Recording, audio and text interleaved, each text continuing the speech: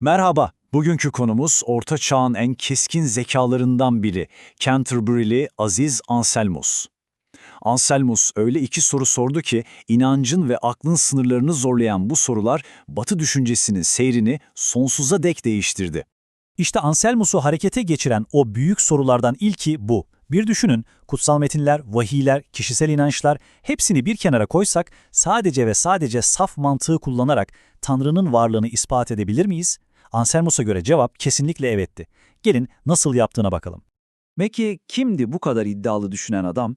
1033 yılında İtalya'da doğan Anselmus, ömrünün büyük kısmını Fransa'da bir manastırda geçirdi ve en sonunda Canterbury başpiskoposu oldu.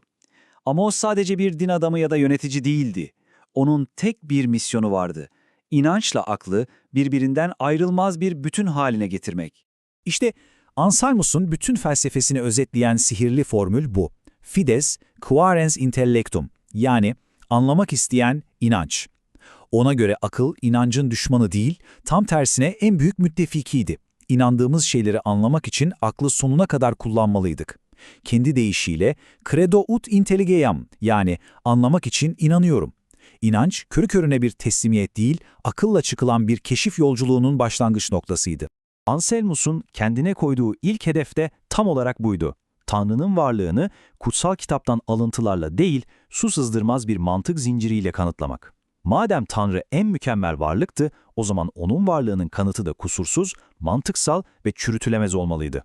Bu devasa çabasını Proslogion adlı eserinde ortaya koydu ve felsefe tarihine ontolojik argüman olarak geçen o meşhur kanıtı formüle etti.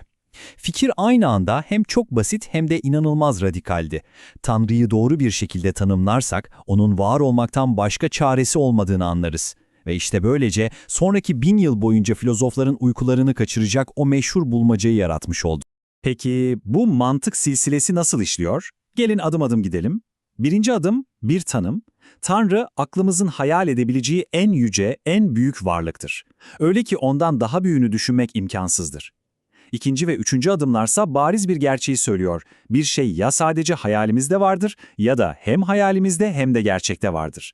Ve tabii ki gerçekte var olmak sadece hayal ürünü olmaktan daha büyük, daha mükemmeldir. Dördüncü adımda ise işler ilginçleşiyor.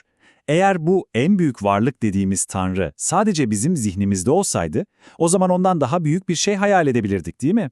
Yani hem zihnimizde olan hem de gerçekte var olan bir Tanrı. Bu da ilk tanımımızla çelişir. Dolayısıyla 5. adıma gelmek kaçınılmaz oluyor. Tanımının kendi kendisiyle çelişmemesi için o kendisinden daha büyüğünü tasarlanamayan varlığın gerçekte de var olması mantıksal bir zorunluluktur. Tabii ki bu akıl yürütme anında ortalığı karıştırdı. Gaonilo adında bir keşiş çok zekice bir karşı argümanla geldi. Dedi ki, dur bir dakika, senin mantığınla ben de kendisinden daha mükemmeli tasarlanamayan bir adanın varlığını kanıtlayabilirim. Ama hepimiz biliyoruz ki böyle bir ada yok. Bu gerçekten de zekice bir darbeydi. Ama Anselmus'un cevabı daha da zekiceydi. Dedi ki, hayır, benim argümanım sadece ve sadece Tanrı için geçerlidir. Neden? Çünkü bir ada, varlığı şarta bağlı, olumsal bir şeydir. Var da olabilir, olmayabilir. Ama Tanrı, tanımı gereği var olmak zorunda olan, yani zorunlu bir varlıktır. Onun var olmaması, tanımının kendisiyle çelişir. Bu mantık, sadece varlığı kendi özünün ayrılmaz bir parçası olan tek bir şey için işler. Tanrı. Ama durun, Anselmus'un zihnini meşgul eden tek devasa soru bu değildi. İkinci büyük problemi Hristiyan teolojisinin tam kalbine iniyordu. Tanrı, insanlığı kurtarmak için neden ille de insan olmak zorundaydı? Neden sadece göklerden "tamam, hepinizi affettim" diyemezdi?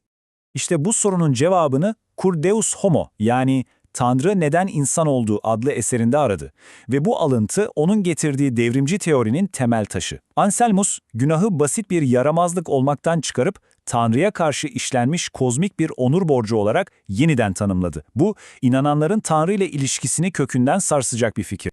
O güne kadar yaygın olan teoriye göre İsa, insanlığı esir alan şeytana ödenen bir fidyeydi. Anselmus bu fikri tamamen çöpe attı. Hayır dedi, bizim borcumuz şeytana değil, Tanrı'nın onurunadır.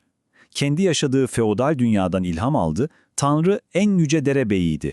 İnsan da ona onur ve sadakat borçlu olan bir hizmetkar. Günah işlemek bu en yüce derebeyinin onurunu ayaklar altına almaktı. Ve evrenin adalet düzeni bu onur borcunun mutlaka ödenmesini gerektiriyordu. Ve problemin kilit noktası tam da burasıydı. Suç, sonsuz bir varlığa yani Tanrı'ya karşı işlendiği için ortaya çıkan borç da sonsuzdu. Sınırlı, ölümlü bir insanın bu sonsuz borcu ödemesi matematiksel olarak imkansızdı. Ne olacaktı? Çözüm yine mantıksal bir zorunluluktan doğdu.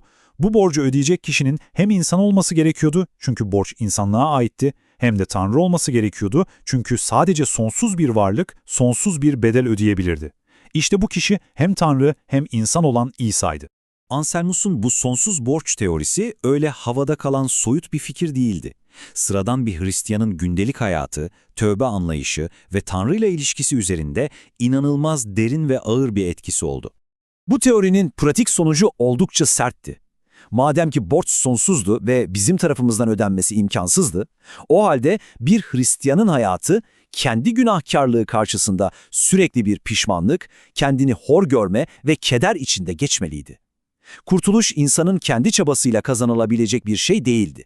Yalnızca Tanrı'nın bir lütfuydu ve bu lütfa layık olabilmek için de sürekli bir tövbe halinde yaşamak gerekiyordu. İşte o hayatın nasıl bir şey olduğunu bu maddeler özetliyor. Bu sadece dışarıdan yapılan eylemlerle ilgili değildi. Anselmus için asıl mesele içsel durumdu, tövbenin duygusal boyutuydu. Gerçek tövbe, işlediğin günahlar için ezici bir keder duymak, kendi iradenden tiksinip onu tamamen Tanrı'nın iradesine teslim etmekti. Oruç tutmak, sadaka vermek gibi eylemler bu içsel çöküşün sadece dışa vurumuydu. Anselmus'un fikirleri Orta Çağ düşünce dünyasında adeta bir deprem etkisi yarattı. Hem Tanrı kanıtı hem de günah ve kefaret teorisi yüzyıllar boyunca en büyük zihinler tarafından tartışıldı, geliştirildi, eleştirildi ve günümüze kadar etkisini sürdürdü. Mesela ondan yaklaşık bir asır sonra gelen Thomas Aquinas gibi dev bir düşünür, Anselmus'un bu sert görüşlerini aldı ama ona daha yumuşak bir yorum getirdi. Aquinas için tövbe, ödenmesi imkansız bir borcun yarattığı o ezici pişmanlık halinden çok, günahın ruhta açtığı yaraları iyileştiren, şifa veren kutsal bir ayna dönüştü.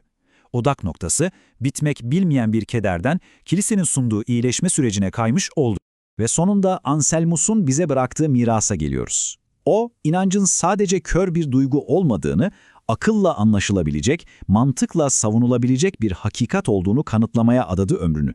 Peki, bilimin ve seküler düşüncenin dünyamızı şekillendirdiği bugün, inanç ile akıl arasında kurmaya çalıştığı o köprü hala ayakta mı?